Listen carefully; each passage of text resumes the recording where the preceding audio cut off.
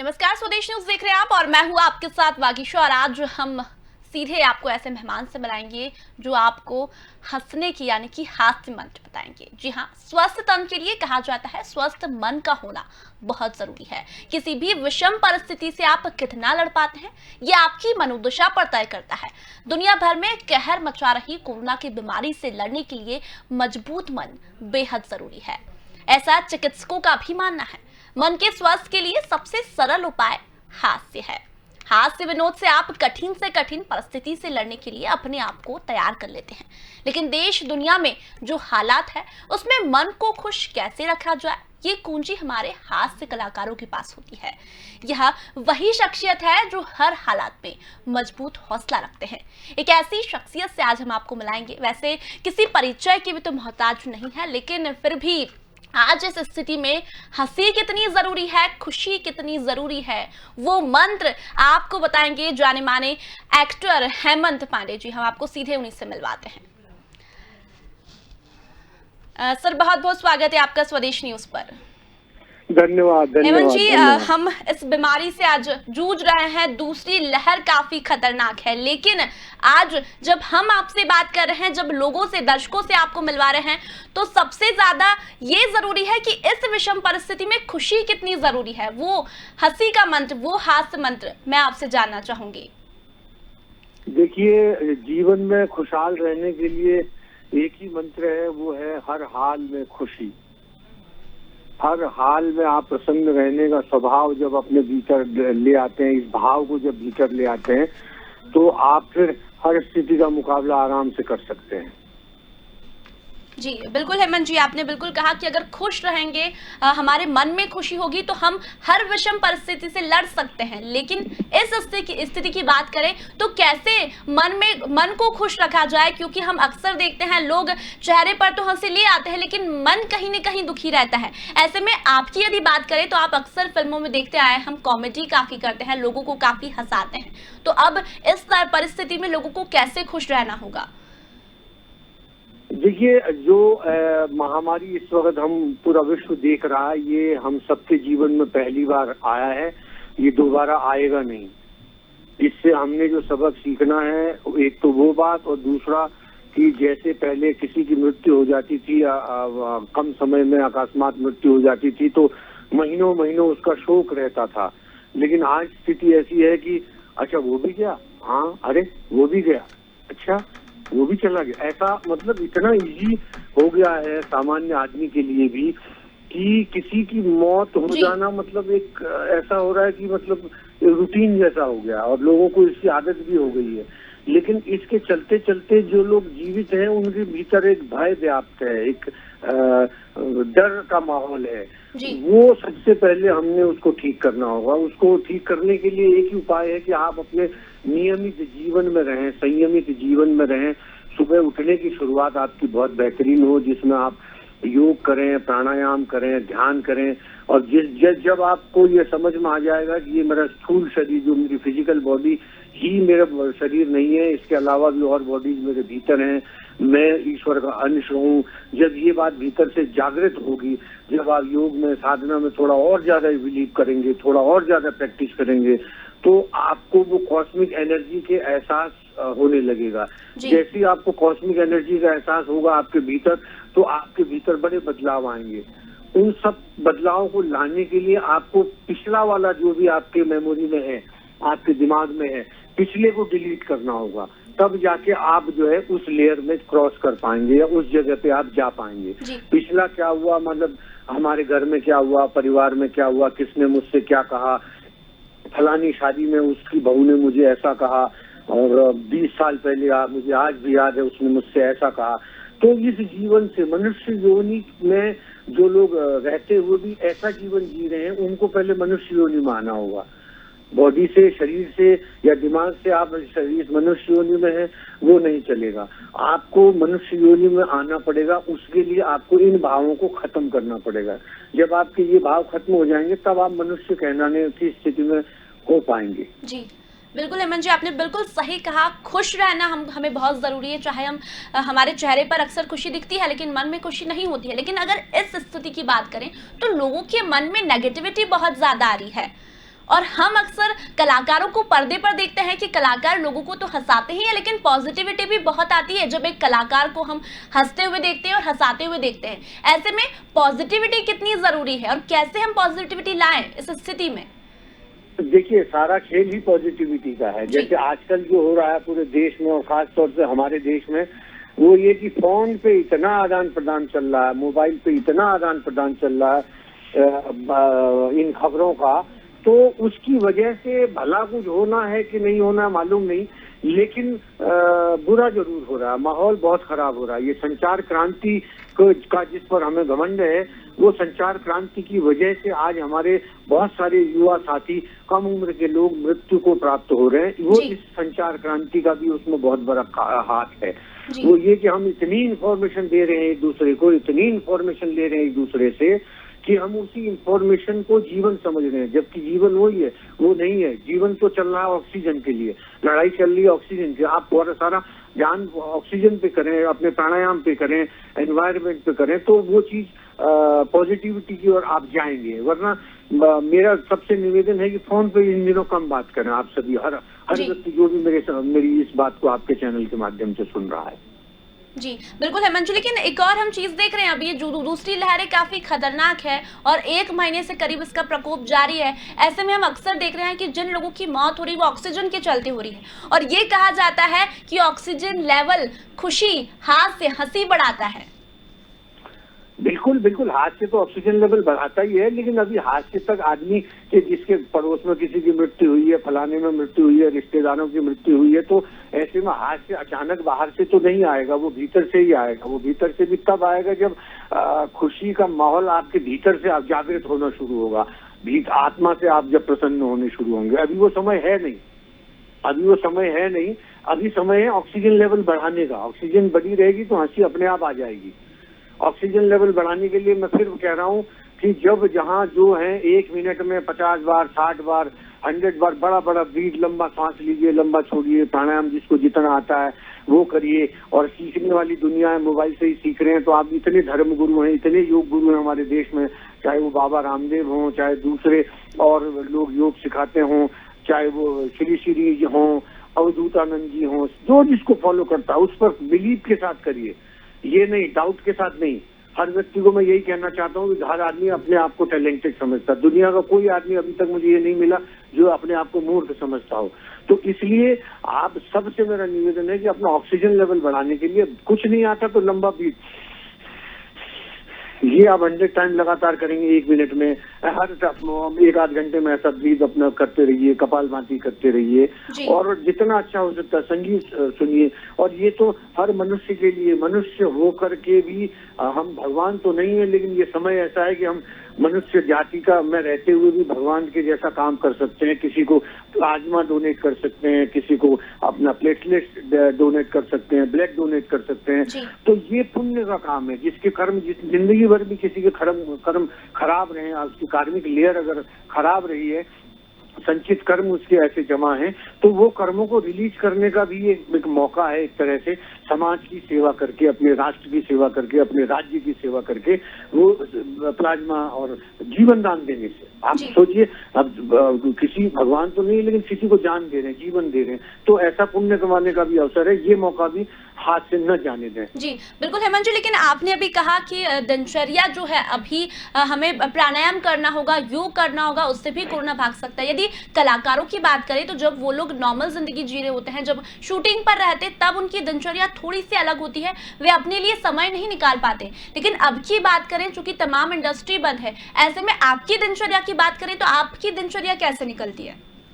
देखिए, ये समय तो परिवर्तन का दौर है पूरी दुनिया के लिए, पूरे विश्व के लिए। अब भी जो नहीं संभला, अब भी जो नहीं जागा, तो वो दोबारा फिर ऐसा जागने का अवसर उसको नहीं मिलेगा। हर व्यक्ति को अपना इम्यून पावर बढ़ाने का अवसर मिला है, अपने आप को जानने का अवसर मिला है, सच में आप हैं कौन वो जानने का अवसर मिला है। घरों में, परिवारों में लॉकडाउन में रहते हुए एक दूसरे को, पति पत्नी को, माता पिता के साथ रहने का समय मिला है। तो वो ये जो अवसर है, वो मेरे साथ पिछला जो लॉकडाउन हुआ था वो मैं मुंबई में था, वहीं से वीडियोज वगैरह बनाता था तमाम लोगों के लिए, संस्थाओं के लिए, न्यूज चैनल्स के लिए। लेकिन अभी मैं उत्तराखंड में हूँ, यहाँ की वादियों में आप देखिए पूरा हिमालय, ये सामने केदारनाथ है जो इस बार केदार की यात्रा बंद हो गई है, 4 धाम यात्रा, लेकिन सामने केदार के आपको मैं दर्शन करा सकता हूँ आपके न्यूज चैनल के माध्यम से सब लोगों को, कि आप सब लोग एक बार केदार के दर्शन कीजिए और भगवान केदार से आप प्रार्थना करिए कि आपको जो है उनका आशीर्वाद मिले, पूरे देश को, पूरे विश्व को शिव की कृपा सब पे हो, ये महामारी, ये रोग सबके भीतर से और पूरे देश से चला जाए। और इस वक्त मैं पहाड़ों में हूँ तो मैं यहाँ पे एकदम शांत जीवन जी रहा हूँ। मेरे खेतों में कुछ काम वाम चल रहा है तो वो काम चल रहा है, कभी लेबर मिस्त्री होते हैं, मैं होता हूँ, और एकदम शांत जीवन है यहाँ पर।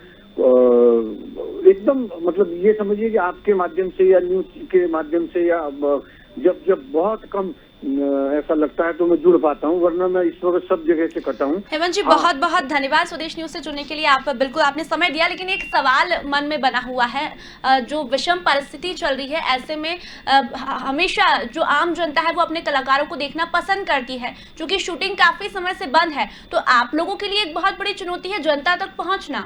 सोशल मीडिया एक जरिया है, लेकिन फिर भी आप कैसे इसे मेंटेन कर रहे हैं? अभी लोगों तक पहुंचना आपका भी जरूरी है। लोग अपने कलाकारों को चाहे स्क्रीन हो या स्क्रीन के पीछे हमेशा देखना चाहते हैं। देखिए सच बताऊं, ये तो कलाकार तो बात की बात है। कलाकार जब जीवन है तब कलाकार है। हम तो कलाकार है भी कि नहीं, इस बात से भी मैं ऊपर उठ चुका हूँ। 30-35 साल मैंने अभिनय किया है, लेकिन इस वक्त की स्थिति देख करके मुझे लग रहा है कि कला वाला तो बाद में होती रहेगी। पहले अपना परिवार है, अपना जीवन है, अपना देश है, अपना राज्य है, अपना गांव है। अभी तो जान बचाने की बात है। जो जितना मतलब 15 दिन आने वाले, जो हमारे 15 दिन 20 दिन है, ये हम सब ने अगर सही तरीके से इसका पालन कर लिया तो ये रोग महामारी अपने आप खत्म हो जाएगी, इसका असर भी कम हो जाएगा। बाकी जो सुख दुख, जो दुख सबके घरों में आए हैं वो मेरे भी आए हैं। धन की आवक कम हो गई है, जो भी जमा पूंजी या दोस्त यार परिवार के लोगों से एक दूसरे को मदद होती है वही करते हैं, कर रहे हैं, मदद कर भी रहे हैं, ले भी रहे हैं और दे भी रहे हैं। जी हेमंत जी, हम बात जंग की कर रहे हैं। निश्चित तौर पर आपने तमाम वो सलाह दी दर्शकों तक पहुंचाई है जिससे हम ये जंग जीतेंगे, लेकिन आपकी यदि बात करें, दर्शक आपके बारे में बहुत कुछ जानना चाहते हैं, और अगर आप स्वदेश न्यूज पर जुड़े हैं तो तमाम वो दर्शक आपको सुन रहे हैं जो आपको पसंद करते हैं, आपकी एक्टिंग को काफी पसंद करते हैं। आपकी यदि बात करें तो आपने बड़ी बड़ी मूवी, चाहे बात करें बधाई हो बधाई, क्रिश 3, रहना है तेरे दिल में, मुझे कुछ कहना है, तमाम बड़ी बड़ी फिल्मों में काम किया है, ऋतिक रोशन, अनिल कपूर के साथ काम किया है। कैसा एक्सपीरियंस आपका रहा?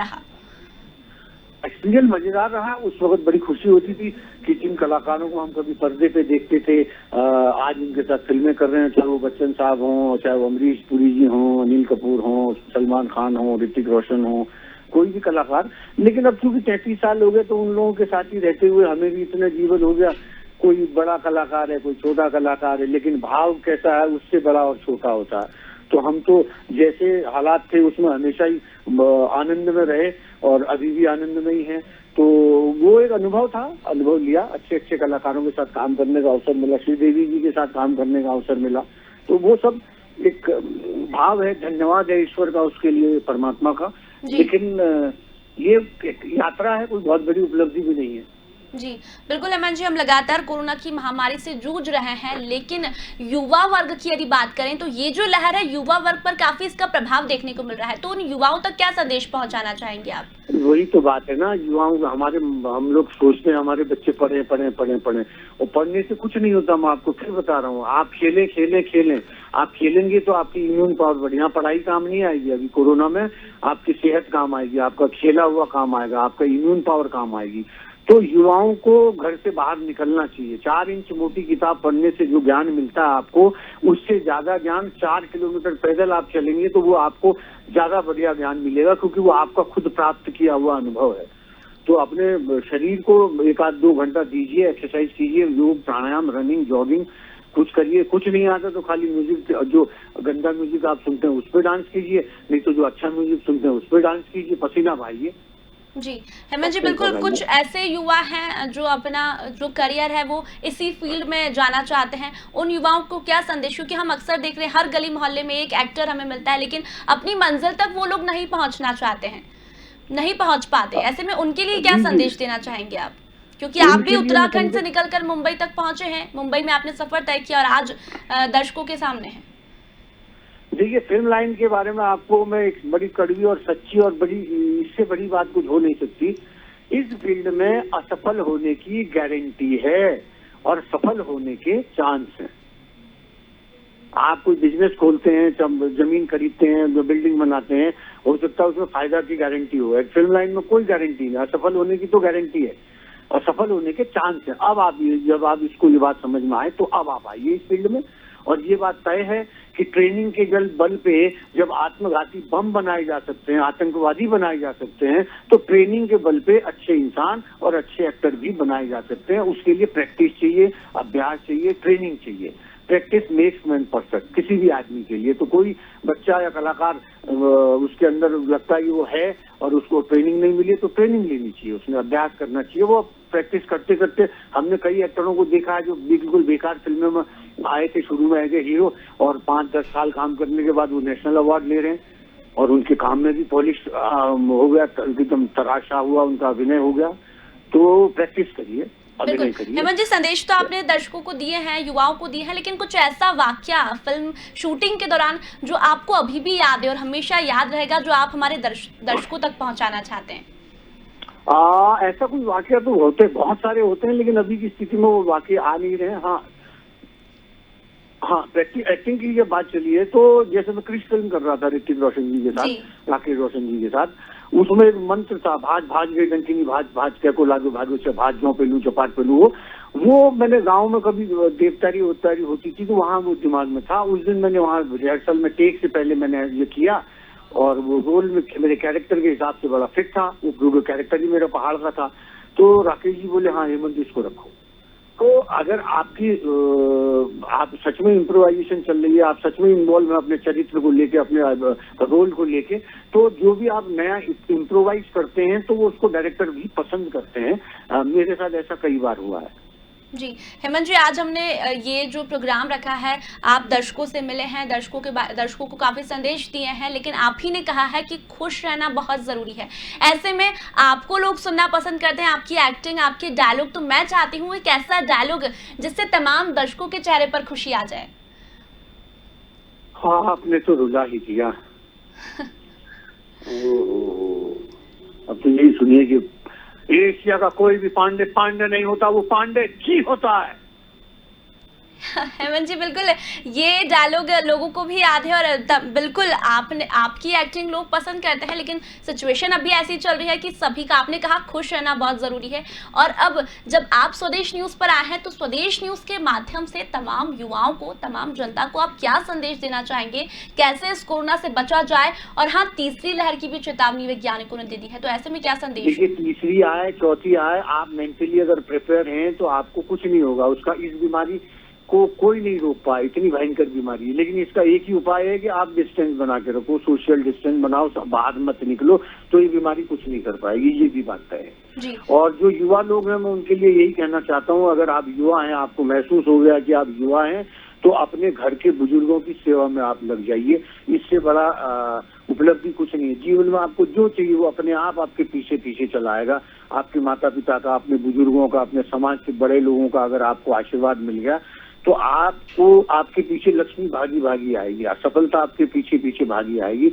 आप जो साक्षात भगवान आपके घरों में हैं, आप उनको उनकी सेवा करिए। बस मैं युवाओं को यही कहना चाहता हूं। हेमंत जी, एक और सवाल मैं आपसे चाहूंगी। हम कोविड काल देख रहे हैं, कोरोना काल चल रहा है, ऐसे में कुछ लोग हैं जो लोगों के लिए मसीहा बने हैं। ऐसे में बात करें आप ही की इंडस्ट्री तो सोनू सूद जो लोगों की काफी मदद कर रहे हैं, लेकिन कुछ ऐसे भी कलाकार हैं जो अब इस समय में उन्हें सामने आना चाहिए लेकिन नहीं आ पा रहे हैं, लोगों की मदद नहीं कर पा रहे हैं, उनके लिए क्या कुछ ये भी, इस पर हमको दुखी भी नहीं होना चाहिए, क्योंकि जो करने वाला है वो कैसे ही भी करता है।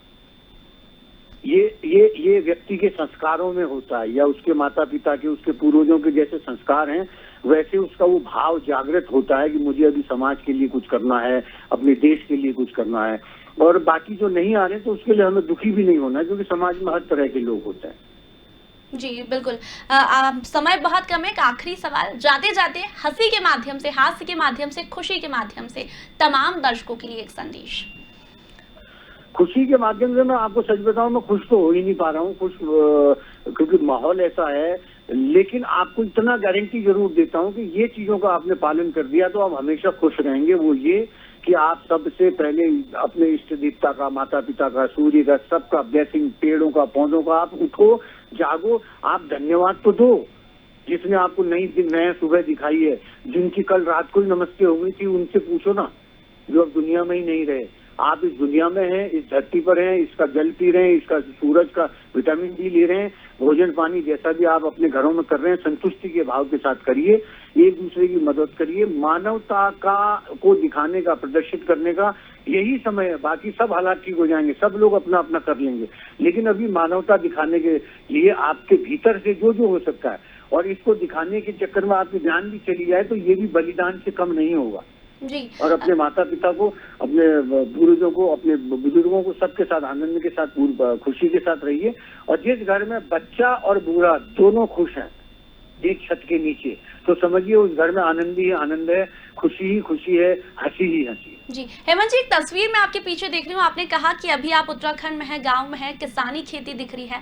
एक्टिंग के अलावा ये खेती किसानी कितना खुशी देती है आपको? मैं तो आप देखो, मैंने तो अभी पौधे वौधे सब लगाए हुए हैं, ये सब मेरे पास फुर्सत नहीं है। ये नींबू लगाया, कागजी नींबू है, उधर पपड़े लगाए हुए हैं, उधर आलू लगाए हैं, वो हरी सब्जी हो रही है कोने में।